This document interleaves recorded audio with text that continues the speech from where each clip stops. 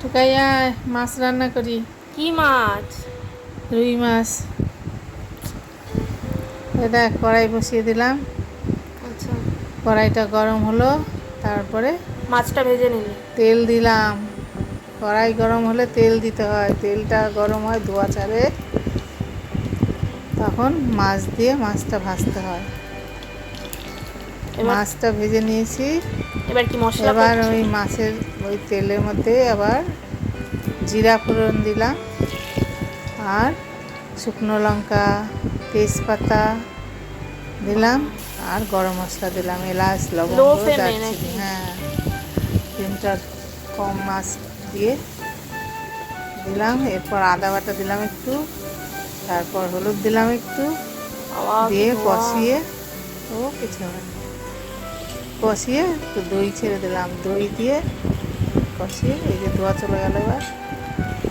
এবার একটু বাটি ধোয়া জলটাও দিয়ে দিলাম, দিয়ে একটু তাড়াতাড়ি নাড়তে হবে, ঘন করে, ঘন ঘন, তা নাহলে দইটা আবার জমে যাবে। দইটা যাতে না জমে গ্যাসটা সিম করে দিয়ে নাড়তে হবে।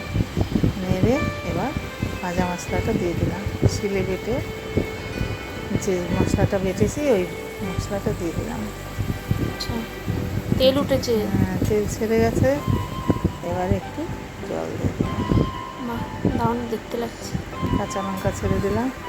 আচ্ছা, সাবস্ক্রাইব করতে ভুলো না কিন্তু। আচ্ছা, মাছটা ছেড়ে দিলাম, ব্যাস মাছটা একটু মাছটা তো হবে। আগেই ভাজা। হ্যাঁ, মাছটা ভেজে নিয়েছি, দিয়ে মাছটা ছেড়ে দিলাম। ভাজা মাছেই করলাম আজকে, এবার কি? কাঁচা মাছেও হয় 2 কাতলা, এবার কি আর গরম একদিন করবো। মশলা? আচ্ছা আচ্ছা। আজকে ভাজা মাছে করলাম, দিয়ে মশলা দিয়ে, ভাজা মশলাটা দিয়ে একটু নেড়ে ঢাকা দিলাম, দিয়ে শেষে গরম মশলা একটু দিলে তো? গরম মশলা দিলাম, গরম মশলা দিয়ে নাড়িয়ে। ভিডিওটা ভালো লাগলে সাবস্ক্রাইব করে দিও প্লিজ।